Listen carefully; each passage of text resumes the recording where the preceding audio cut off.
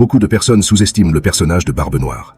Car Oda cache volontairement dans l'ombre certains éléments narratifs de compréhension importants pour la fin du manga. Beaucoup ont oublié que, par le passé, des grands écrivains ont prouvé que le rôle d'un grand écrivain, c'est aussi de teaser certains éléments importants qui vont s'avérer être cruciaux pour la fin de leur histoire, avec des procédés narratifs subtils comme le fusil de Tchekhov par exemple. Barbe Noire est en réalité bien plus puissant que ce que Oda nous montre actuellement. Et je vais vous le prouver.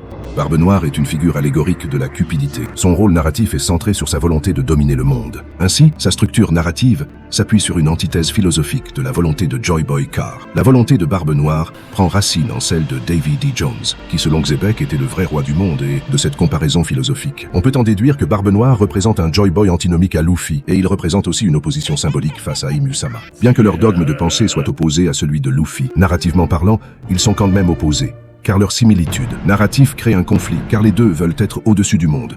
Ensuite, nous avons quelques feats off-screen qui prouvent encore une fois que Oda cache pour l'instant la vraie puissance de Barbe Noire. Il a cicatrisé Shanks il y a 15 ans, et Shanks précise à Barbe Blanche que c'est la seule blessure à lui faire encore mal. Et il écarte la possibilité que ce soit Mihawk ou pendant une de ses aventures. Sachant qu'il y a 15 ans, Shanks était déjà un monstre de puissance, avec la certitude qu'il maîtrisait le Kamuzari avec le Haki des rois avancé. Et comme l'indique Shanks, Barbe Noire a juste attendu dans l'ombre, et une fois qu'il a acquis une puissance suffisante, il a décidé d'agir. Ensuite, nous savons que selon Marco, lui et tout l'équipage de Barbe Blanche n'ont rien pu faire face à Barbe Noire. Ensuite, nous savons également qu'il a battu l'eau, et bien que cette victoire soit une nouvelle fois en off-screen, il est possible d'apercevoir une possible confirmation du Haki des rois avancé utilisé par Barbe Noire au chapitre 1064 dans la version couleur officielle en japonais. Et pour finir, Rayleigh indique au chapitre 1059 de ne pas être capable de vaincre Barbe Noire de front.